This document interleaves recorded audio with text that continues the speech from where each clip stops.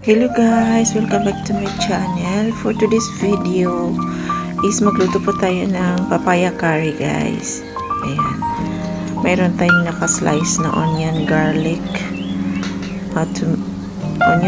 ginger, at saka chili guys. Tapos ito na yung ating papaya. May sliced coriander din tayo at saka curry leaves. Yan, umpisa na nating i-fry ang ating onion, garlic, and ginger, also chili guys. Ayan, virgin olive oil po yung ating gamit.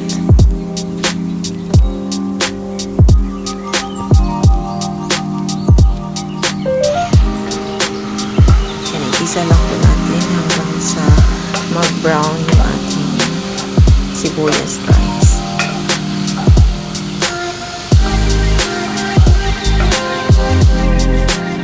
So nilagay ko na yung curry leaves.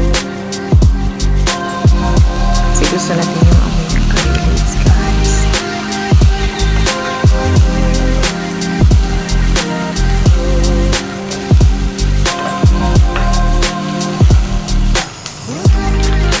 Tapos nilagay ko na yung tomato. Tapos igisa lang natin hanggang sa maglambot yung ating tomato.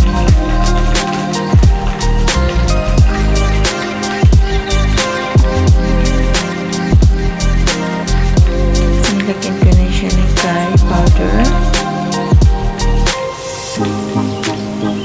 turmeric powder,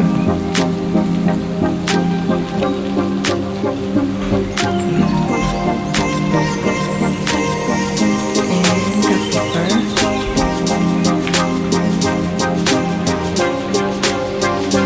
Tapos nilagyan tayo ng salt. Himalayan salt yung ating gamit guys. So halo-haloin lang natin. Hintayin natin maluto yung ating kamatis. Ayan, okay na yung ating kamatis guys. Malambot na siya.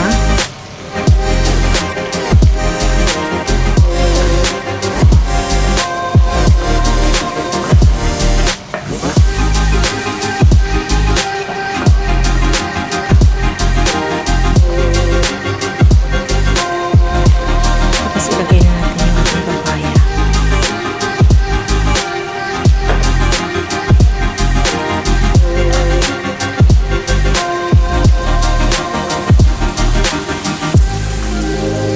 Haluin lang natin.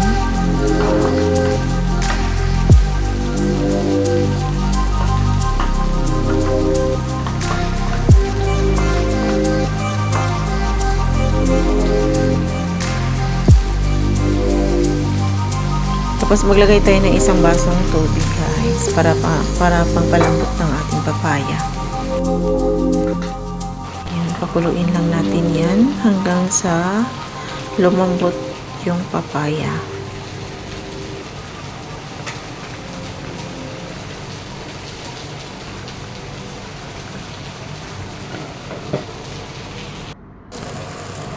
So naglagay ako ng coconut milk. Ayan. Tapos antayin natin kumulo siya ng kumulo.